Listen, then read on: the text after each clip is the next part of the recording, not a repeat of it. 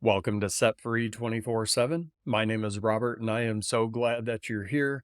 Today is Proverbs 29, and we are reading out of the Message version. Before we get started, though, a little story from earlier today. I was out at the grocery store, and I was wearing the Pea Minty Fresh outfit, the peppermint stripe with the big fur, and it's just ridiculous. But I was standing in this aisle and I was talking to my wife, and we were just going over some stuff with a list. And this lady comes around the corner and she looks at me and she just smiles and she comes over and she said, I was having such a bad day. And I turned this corner and I saw you, and you just made me happy. And I don't even know who this lady was, but I went over and gave her a hug. And my wife just thought the compliment was the greatest thing, warmed my heart. And we said a quick Happy New Year to each other and parted ways. And so the rest of the afternoon, I just had multiple people come up to me. And it was just because of taking a gamble, right? That's why we're doing this here today. So taking a gamble on what I was going to wear, I just decided, you know what? I'm going to wear this and maybe it'll make somebody laugh, smile. Maybe I'll have a good conversation literally all day long today. Good conversations, people that hadn't seen me in a year at the store, just coming up and saying some very encouraging things. I'm so glad that something as simple as a wardrobe choice just brings a little bit of light to somebody's day and brings a little bit of happiness and joy. Mission accomplished in my book. So let's jump in here. This is Proverbs 29. It's titled, If People Can't See What God is Doing. So for people who hate discipline and only get more stubborn, there will come a day when life tumbles in and they break. But by then, it'll be too late to help them. When good people run things, everyone is glad. But when the ruler is bad, everyone groans. If you love wisdom, you'll delight your parents, but you'll destroy their trust if you run with prostitutes. A leader of good judgment gives stability. An exploiting leader leaves a trail of waste. A flattering neighbor is up to no good. He's probably planning to take advantage of you. Evil people fall into their own traps. Good people run the other way, glad to escape. The good-hearted understand what it's like to be poor. The hard-hearted haven't the faintest idea. A gang of cynics can upset a whole city. A group of sages can calm everyone down. A sage trying to work things out with a fool gets only scorn and sarcasm for his trouble. Murderers hate honest people. Moral folks encourage them. A fool lets it all hang out. A sage quietly mulls it over.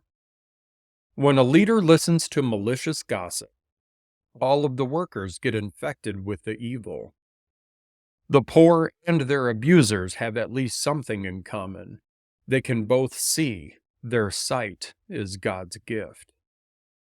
Leadership gains authority and respect when the voiceless poor are treated fairly.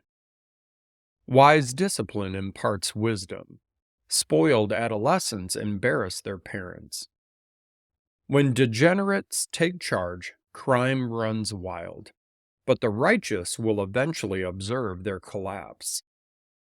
Discipline your children. You'll be glad that you did.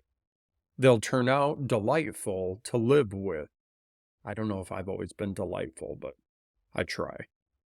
If people can't see what God is doing, they stumble all over themselves. But when they attend to what He reveals, they are most blessed. It takes more than talk to keep workers in line. Mere words go in one ear and out the other. Observe the people who always talk before they think. Even simpletons are better off than they are. If you let people treat you like a doormat, you'll be quite forgotten in the end. Angry people stir up a lot of discord. The intemperate stir up trouble. Pride lands you flat on your face. Humility prepares you for honors. Befriend an outlaw and become an enemy to yourself. When the victims cry out, you'll be included in their curses if you're a coward to their cause in court. The fear of human opinion disables. Trusting in God protects you from that. Everyone tries to get help from the leader, but only God will give us justice. Good people can't stand the sight of deliberate evil. The wicked can't stand the sight of well-chosen goodness.